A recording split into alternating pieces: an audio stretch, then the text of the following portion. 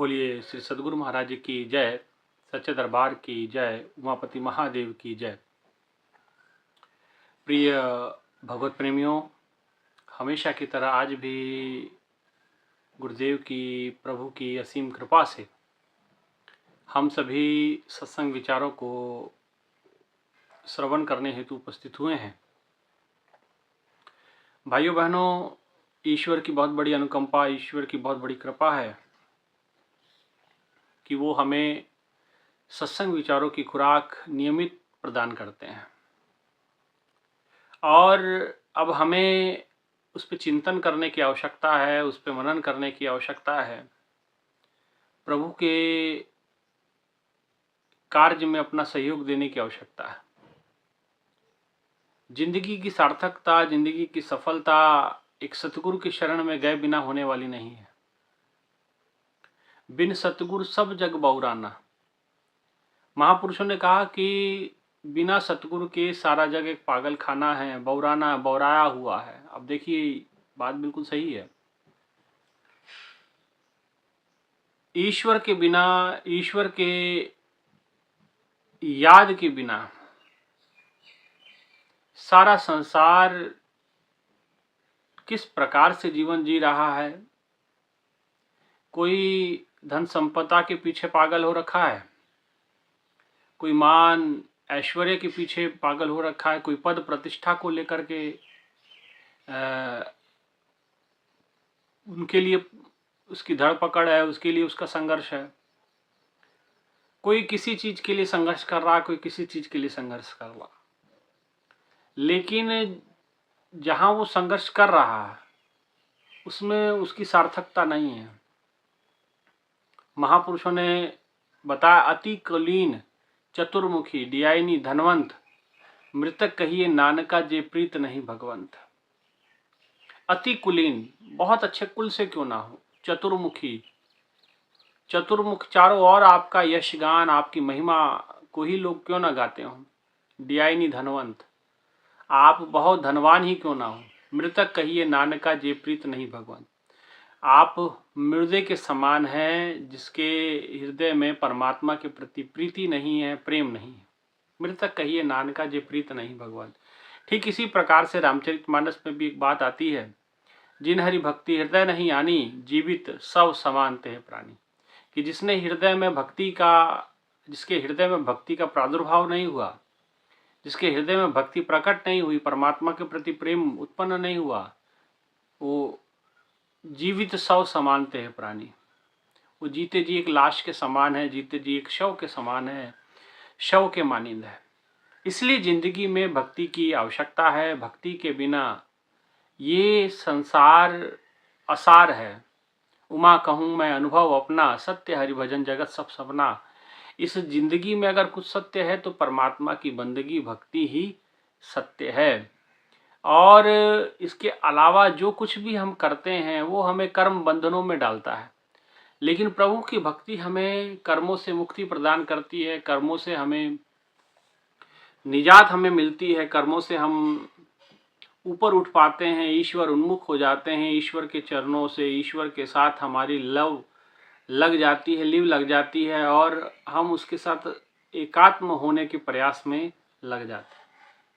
परंतु ये तभी संभव है जब जीवन में एक पूर्ण संत सतगुरु का आगमन हो। और अगर आप बिना सतगुरु के आप कहें कि मैं ईश्वर से जुड़ जाऊं तो वो संभव नहीं है।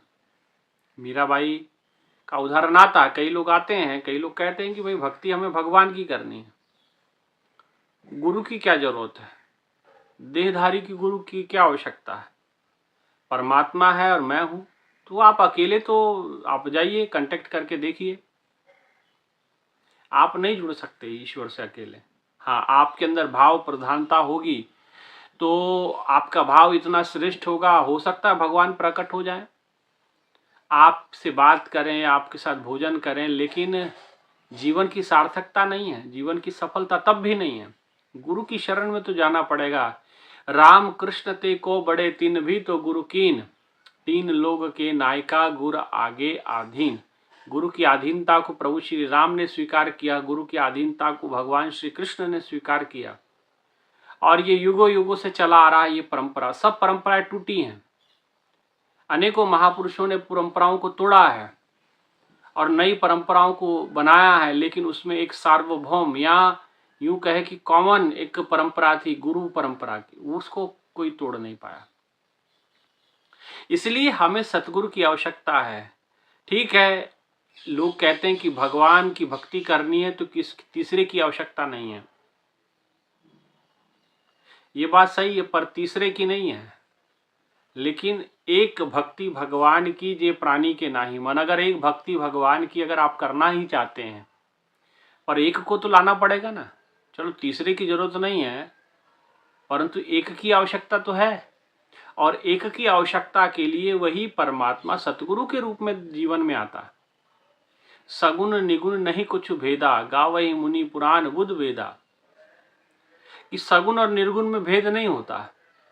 जो निराकार पर ब्रह्म है, ईश्वर है, परम प्रकाश के रूप में विद्यमान है, सर्वव्यापी शक्ति है, वही तो सतगुरु का रूप धारण करके धरती पे आया करता है। वही तो सतगुरु का रूप लेकर के इस धरती धरा पे प्रकट होता है। तो और तो कोई होता नहीं। तो दो कहाँ है, तीसरा कहाँ है? वो तो एक ही है। और जब हम उस सगुण के द्वारा निर्गुण की प्राप्ति करते हैं, तब हम निर्गुण की उपासना करते करते सगुण को समझ पाते हैं। कई लोग कहते हैं कि ये क्या बात हुई, गुरु की क्या आवश्यकता है, गुरु की क्या जरूरत है? भाइयों बहनों, आप बचपन से लेके बुढ़ापे तक, अंत तक आप निर्भर होते हैं, दूसरे पे डिपेंडेंट होते हैं। जन्म लेते हैं, माँ के ऊपर निर्भर हो जाते हैं। थोड़े बड़े होते हैं, पिता के ऊपर निर्भर हो जाता है इंसान। फिर थोड़ा बड़ा होता है तो भाई बंधुओं की आवश्यकता पड़ती है, मित्रों की आवश्यकता पड़ती है, दोस्तों की आवश्यकता पड़ती है। और थोड़ा बड़ा होता है, विवाह इत्यादि होता है तो पत्नी पे निर्भर हो जाता है। फिर थोड़ा और आगे उसका जीवन बढ़ता है तो वो अपने आने वाले बच्चों के ऊपर निर्भर हो जाता है। बुढ़ापा आता है तो बच्चों पे निर्भर हो जाता है। और अंत में जब इंसान की मृत्यु होती है, अंतिम समय होता है, तब भी इसे 4 व्यक्तियों की आवश्यकता पड़ती है कंधा देने के लिए। तब भी ये निर्भर है, खुद से कुछ नहीं कर सकता। तो भाइयों बहनों, जन्म से लेकर अंत तक आप निर्भर है। और आप परब्रह्म की प्राप्ति हेतु, ईश्वर की प्राप्ति हेतु आप किसी पर निर्भर नहीं। बड़ी हास्यास्पद बात है। इसलिए निर्भरता गुरु की है। और अब कई लोग कहते हैं कि पराधीन सुख सपने होना, ये बात भी ठीक है कि किसी पे निर्भर होना ये तो पराधीन होना।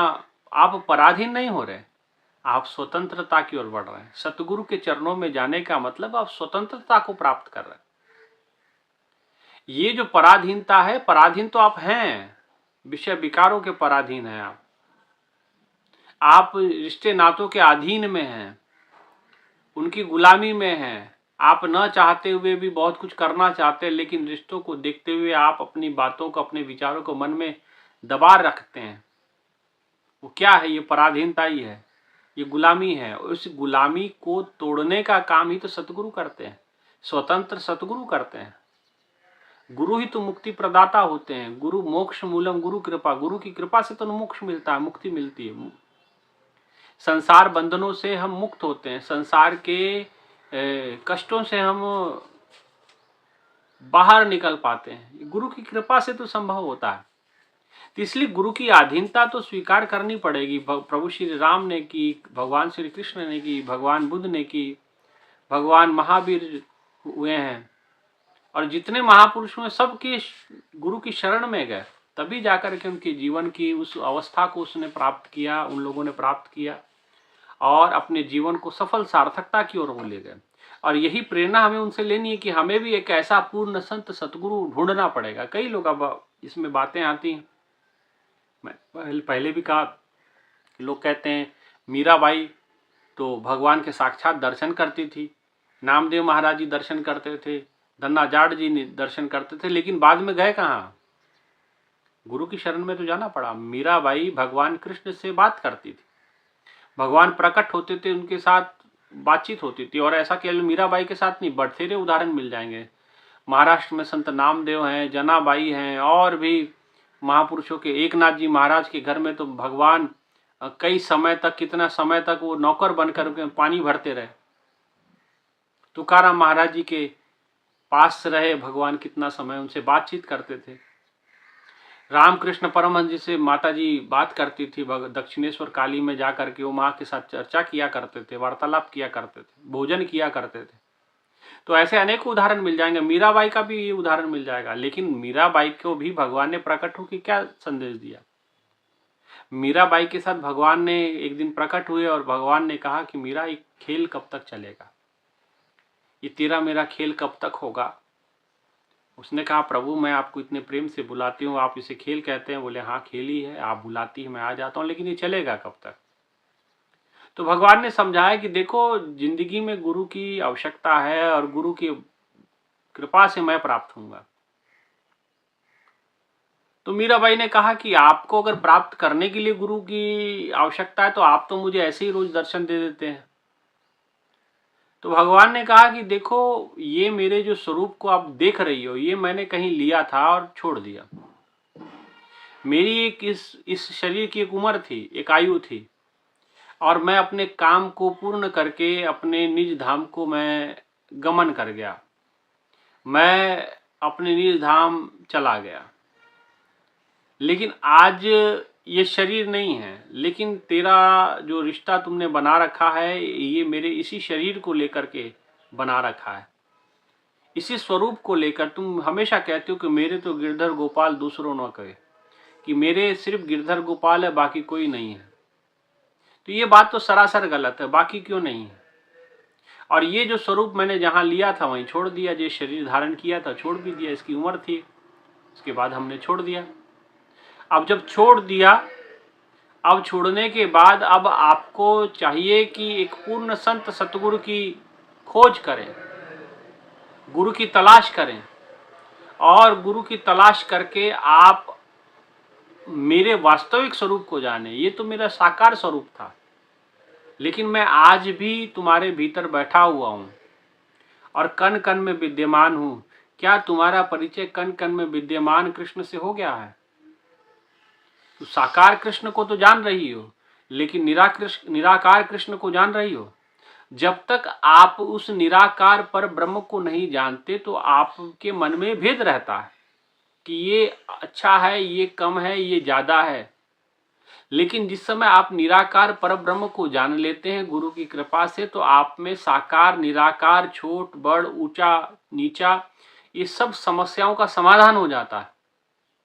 अभी आप केवल मुझसे जुड़ी हुई हैं, मेरे शरीर से। और आपको जान के हैरानी होगी कि मीराबाई अपने जीवन के लगभग 35 साल भगवान कृष्ण की मूर्ति को अंग संग लेके डुलती है, 35 साल तक। और ये भी कहा जाता है कि अंत में भी भगवान कृष्ण की मूर्ति में ही समा गई वो।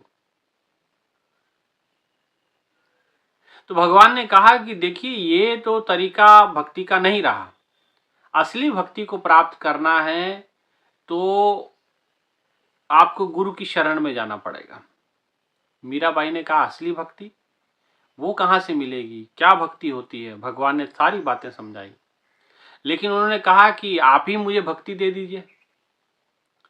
भगवान ने कहा कि देखिए, आज मैं शरीर में नहीं हूं, अगर मैं शरीर में होता तो मैंने अर्जुन को यह ज्ञान दिया था, मैंने सुदामा को यह दीक्षा दी थी, मैंने ग्वाल बालों को ज्ञान, वो भक्ति का संदेश दिया था, प्रेम का संदेश दिया था, राधा को दिया था, तमाम भक्तों को दिया था। समय समय पे जितने लोग अगर मेरे समय पे थे, मैंने सबको भक्ति का उपदेश दिया, ज्ञान दिया, ब्रह्म ज्ञान की प्राप्ति करवाई, उस प्रेम का संदेश, वो ईश्वर के साथ जोड़ने का कार्य मैंने किया। लेकिन आज मैं इस शरीर में नहीं हूं, मैं अपनी लीला को पूर्ण कर अपने निज धाम को चला गया हूं। तो आज भी मेरी जगह पे कोई ना कोई ऐसे संत हमेशा धरती पर रहे हैं। आग लगी आकाश को, झरझर पड़े अंगार, संत ना होते जगत में तो जल मरता संसार। आज भी मेरे जगह पे बहुत सारे संत इस कार्य को कर रहे होंगे। बहुत सारे महापुरुष इस धरती धरा पे आते हैं जो समय समय पे इस मानव जाति को मेरे उस निराकार स्वरूप के, परब्रह्म स्वरूप के आपको दर्शन करवाते हैं, और तब हम जान पाएंगे कि असली भक्ति क्या है। तो मीराबाई ने कहा कि प्रभु अगर आज के समय में ऐसे सतगुरु हैं तो मैं उन्हें कैसे ढूंढूंगी, इतना बड़ा संसार है और इतने सारे साधु संत हैं, इन साधु संतों में मैं किसे अपना गुरु बनाऊंगी। तो भगवान कृष्ण ने कहा कि चिंता मत करो, ये मैं समस्या का समाधान आपका कर देता हूं। और भगवान ने एक एड्रेस एक चिट्ठी पे लिख के दिया, कागज पे लिख के दिया। वो एड्रेस, वो पता था संत रविदास जी महाराज जी का। वो संत रविदास जी महाराज जो बनारस के एक महान और परब्रह्म स्वरूपी ही संत थे, सतगुरु थे, रामानंद जी के परम शिष्य थे और परब्रह्म से एकाकार थे, और उस अवस्था में थे कि वो साकार निराकार के भेद को वो जानते थे। और भगवान ने कहा कि आप वो गुरु के पास जाइए, गुरु रविदास जी के पास जाइए। उनका पता भगवान कृष्ण स्वयं उनको दिए, और उस पते के आधार पे वो उनको खोजने के लिए मेवाड़ से माता मीरा निकलती है। और जब मीराबाई मेवाड़ से निकली और गई और जाकर के बनारस में उस पते को ढूंढा, और ढूंढने के बाद जो कुटिया के सामने वो पहुंची रविदास महाराज जी के, तो कुटिया का दरवाजा भीतर से बंद कर रखा था। दरवाजा खटखटाया, भीतर से आवाज आई, एक इलाही वाणी गूंजी, और वो वाणी रविदास जी महाराज जी की थी। उन्होंने कहा कि मीरा, आप भीतर आ जाओ। और ध्यान में बैठे हुए थे रविदास महाराज। दरवाजा खुला है, आप भीतर आ जाओ। जैसे दरवाजा खुला, मीराबाई ने देखा कि एक महापुरुष ध्यान की अवस्था में बैठे हुए हैं। उनको जाके उनके चरणों में प्रणाम किया। अब जैसे प्रणाम किया तो और रविदास महाराज जी ने उनकी ओर देखा, आंखें खोल करके देखा, कहा कि बेटी आ गई हो। तो मीराबाई ने एक प्रश्न किया कि प्रभु गुरुदेव, आज से पहले मैं कभी आपसे मिली नहीं हूं, मैंने आपसे कभी वार्तालाप नहीं किया है, और ना मैं आपको जानती ही हूं, तो आपको मेरा नाम कैसे पता चला। संत शिरोमणि गुरु रविदास जी महाराज जी ने कहा कि मीरा, जो कृष्ण आकर के तुम्हें मेरा पता दे सकते हैं, तो क्या वो कृष्ण कन्हैया आकर के मुझे तेरा नाम नहीं बता सकते। मीराबाई तुरंत चरणों में गिरी और कहा कि गुरुदेव, फिर तो आपको ये भी पता होगा कि मैं यहाँ क्यों आई हूं। रविदास जी महाराज ने कहा, मुझे पता है कि तुम्हारे मन में एक बहुत बड़ा द्वंद्व चल रहा है कि सत्य क्या है।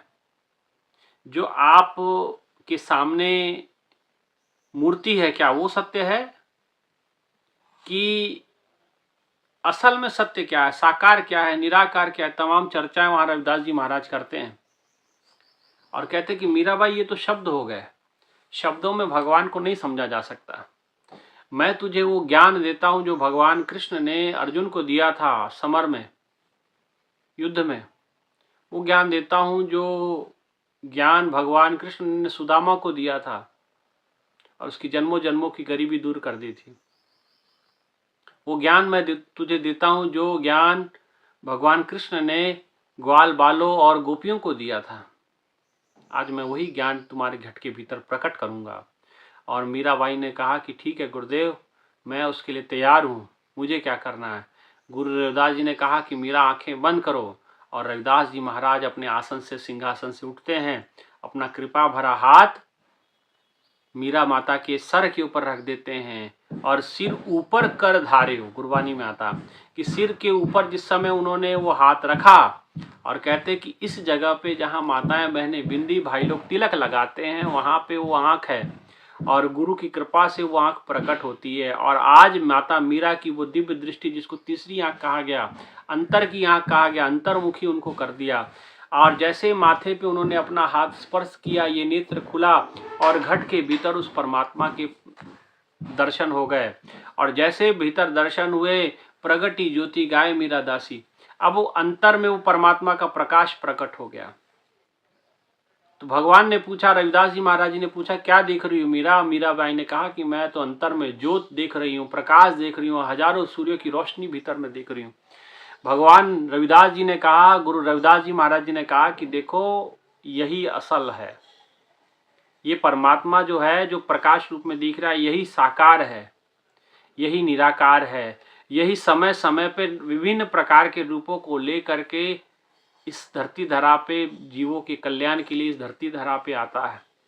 ये जो प्रकाश देख रही हो कोई साधारण प्रकाश नहीं है, ये दिव्य सूर्य सहस्त्र से, हजारों सूर्यों की रोशनी जो आप अपने भीतर देख रही हैं, ये प्रकाश कोई साधारण प्रकाश नहीं है, यही पार ब्रह्म को तेज है, ये परमात्मा का तेज है। इसी तेज पुंज से सारी सृष्टि की रचना हुई है, यही सार है। और इसमें डूब जाओ। और कहते कि मीराबाई वहीं ध्यानस्थ हो गई, और बहुत समय ध्यानस्थ रहने के बाद मीराबाई को रविदास जी महाराज जी ने उस ध्यान की अवस्था से बाहर लाया, और मीरा को कहा कि बेटी अब प्रस्थान करो और इस ज्ञान को लोगों को संदेश दो, इस प्रचार को करो। और मीराबाई बाहर निकली और आज वो गाने लगी, पायो जी मैंने राम रतन धन पायो, वस्तु अमोलक दी मेरे सतगुरु कृपा कर अपनायो। आज उसको समझ में आया कि गुरु की महानता क्या है, गुरु की, आज गुरु ने उसके अंदर साकार निराकार का भेद खत्म कर दिया, कृष्ण और राम का भेद खत्म कर दिया। आज तक वो प्रभु को सिर्फ मूर्ति में समझती थी, लेकिन अब पता चल गया कि भगवान तो प्रकाश स्वरूप ही है। पर ये जनाया किसने? ये सतगुरु ने जनाया, ये गुरु की कृपा से प्राप्त हुआ। ऐसे नहीं, बिन सतगुरु सब जग बौराना, बिना सतगुरु के आप नहीं प्राप्त कर सकते। नामदेव महाराज जी की चर्चा आती, नामदेव महाराज 72 दफे भगवान के दर्शन किए, और दर्शन करने के बाद कहते कि एक बहुत बड़ा संतों का सम्मेलन हुआ। एक बहुत महान और वयोवृद्ध संत थे, संत गोरा कुंभार जी, कुंभार थे, मटके बनाते थे, मिट्टी के बर्तन बनाते थे। उनके घर में सारे संत इकट्ठे हुए, बहुत सारे संत, नामदेव महाराज भी वहीं इकट्ठे हो गए, और तुकाराम महाराज, और कहते कि जितने महाराष्ट्र के उस समय के चोटी के संत थे, संत ज्ञानेश्वर महाराज, मुक्ताबाई, और भी तो बहुत सारे साधु संत वहाँ इकट्ठा हुए, और वहाँ प्रभु की चर्चा चली, प्रभु की महिमा चली। उन सभी संतों में सबसे जो छोटी उम्र में थे वो थी संत मुक्ताबाई, संत ज्ञानेश्वर महाराज जी की छोटी बहन मुक्ताबाई। उन्हें मुक्ताताई भी कहते थे, सब मुक्ताई भी कहते थे। तो मुक्ताई प्रवृत्ति से बड़ी जिज्ञासु थी, और वाणी प्रखर थी, क्योंकि संतों का संग मिला, सत्य को छोटी उम्र में जान लिया, तो उनकी वाणी में सत्यता थी। और आप जानते हैं कि सत्य कठोर होता है, कठिन होता है, हजम करना हर किसी के बस की बात नहीं होती। लेकिन बाल स्वरूप में थी, तो सब लोग उसकी वाणी का आनंद उठाते थे।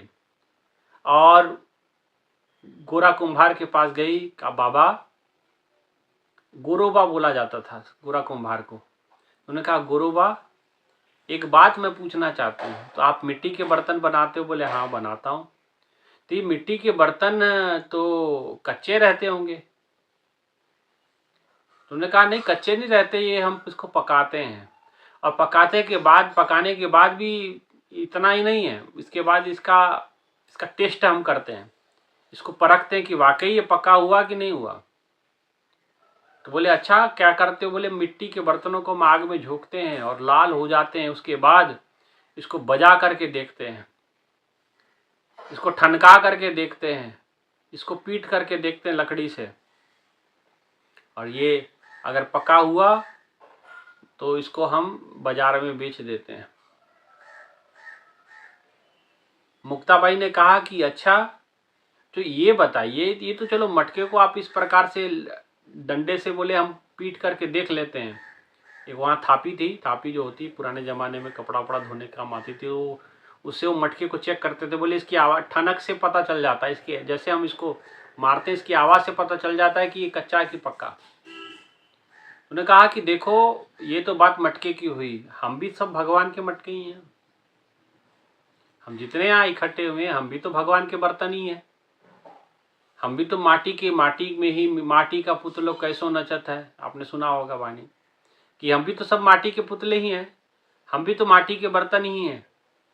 तो हमें क्या, हमें भी आपकी लकड़ी से परख सकते हैं, आप आपकी थापी से परख सकते हैं कि हम में कच्चा कौन है पक्का कौन है। जैसे आप मटके को परखते हैं तो आप जरूर हम लोगों में से परख लेंगे। कहते हैं भगवान की ऐसी दिव्य लीला हुई, संतों की ऐसी महिमा हुई, तो मुक्ताबाई ने कहा कि सारे संत लाइन में खड़े हो जाएं। आज गोरा कुम्हार जी, गुरुबा काका, आज हम सबको चेक करेंगे कि हम में कच्चा घड़ा कौन है पक्का घड़ा कौन है, क्योंकि हम सब तो भगवान के बनाए हुए घड़े ही हैं। अब ये देखना है कि हम में कच्चा कौन है पक्का कौन है, और गुरु व काका हम में सबसे बड़े हैं, तो इनको हम ये अधिकार देते हैं कि हम सब को वो परीक्षण करें कि हम में कच्चा और पक्का कौन है। तो गुरु कुम्हार मन ही मन में प्रसन्न होते हैं, खुश होते हैं। खुश होने के बाद वो एक एक करके सबको परखते हैं। परखने का तरीका क्या था, तो उन्होंने वही मटका जिससे वो, जिस डंडे से या जिस थापी से वो मटके को परखते थे, आवाज़ मार के आवाज़ उसका चेक करते थे कि ये कच्चा है कि पक्का, उसी मटके जैसे मटके को चेक करते थे उन्होंने डंडा उठाया, वो थापी उठाई, और हर साधु के जितने भी वहाँ संत महापुरुष इकट्ठे हुए थे सब गोरा कुम्हार के पास जाते, हाथ जोड़ते, हाथों को प्रणाम की मुद्रा में बनाते और अपना सर गोरा कुम्हार जी के सामने झुका देते। और जैसे झुका देते तो गोरा कुम्हार जी उस पर अपना जो थापी थी जिससे वो मटका परखते थे, वो थापी उनके सर पे मारते। अब जैसे सर पे मारते तो सब लोग हंस करके निकल जाते, प्रणाम करते हुए आगे निकल जाते। और उसी लाइन में नामदेव महाराज जी भी थे। अब नामदेव महाराज जैसे उनकी लाइन में लगे और उनका नंबर आया, गोरा कुम्हार जी ने एक थापी लगा दी उसके ऊपर, सर के ऊपर। जैसे सर के ऊपर थापी पड़ी तो गोरा कुम्हार जी चीख पड़े, बताओ बताओ मेरे सर पे आपने थापी मार दी, मैं कोई कच्चा घड़ा हूँ? हाँ, मैं कोई मटका हूँ जो मुझे आप थापी मार मार के चेक कर रहे हैं? तो गोरा कुम्हार जी ने कहा कि मुक्ताई, हम में यही कच्चा है, ये कच्चा मटका है, क्योंकि इसकी आवाज़ कुछ अलग है। जितने पके हुए मटके थे वो तो सब मुस्कुराते हुए निकल गए, इसकी आवाज़ में थोड़ी कुछ गड़बड़ है, तो इसका मतलब यही कच्चा है, बाकी तो सब पके हैं। और जैसे ये कहा कि नामदेव तो कच्चा घड़ा है, तो वो बेचारे सबके बीच में शर्मिंदा हो गए, रोने लगे कि आप मुझे कच्चा घड़ा कहते हैं, बताओ आप इतने श्रेष्ठ महापुरुष होकर के हमें कच्चा घड़ा कहते हैं। तो गोरा कुम्हार जी ने कहा कि बिना गुरु के तो देखिए सब कच्चे घड़े ही हैं, हम भी हो चाहे कोई भी हो, अगर गुरु जीवन में नहीं है तो बोले हम भगवान की भक्ति करते हैं, भगवान मुझे दर्शन देते हैं। तो गोरा कुम्हार जी ने कहा कि ये आपकी विशेषता है, ये भगवान का आशीर्वाद है, लेकिन फिर भी जीवन सफल होने वाला नहीं है। अगर आपको लगता है आप भगवान के प्रिय हैं तो भगवान के पास जाइए और भगवान से पूछिए कि मैं गलत कह रहा हूँ कि सही कह रहा हूँ। और नामदेव महाराज वहाँ से रोते हुए फिर भगवान विट्ठल के मंदिर में जाते हैं और उनके चरण पकड़ के रोने लगते हैं। भगवान विट्ठल प्रकट होते हैं। भगवान ने कहा कि नामदेव क्या बात होगी, क्यों रो रहे हो? नामदेव महाराज ने कहा महाराज मुझे सब कच्चे घड़ा कहते हैं, बताओ मैं कोई कच्चा घड़ा हूँ? मैं आपके दर्शन करता हूँ, भक्ति करता हूँ, आपकी पूजा बंदगी मेरे जीवन में है, फिर भी मुझे कच्चा घड़ा कहते हैं।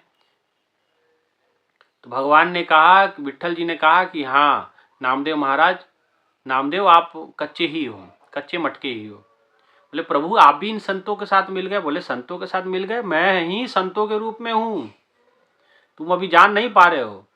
मैं कुछ संतों से मिला नहीं हूँ, संत मेरे हैं, मैं संतों में हूँ, मैं हूँ संतन का दास, मैं भक्तों का दास हूँ मैं। और वो सब मेरे, वो भी भक्ति करते हैं, लेकिन उन्होंने मुझे जान लिया है, तूने मुझे जाना नहीं है।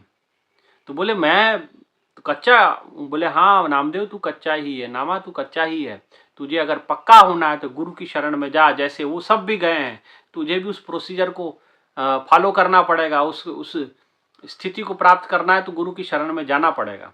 तो बोले अच्छा आप कह रहे हैं तो सही बात है, पर मैं गुरु की शरण में जाऊं, कौन सी शरण में जाऊं?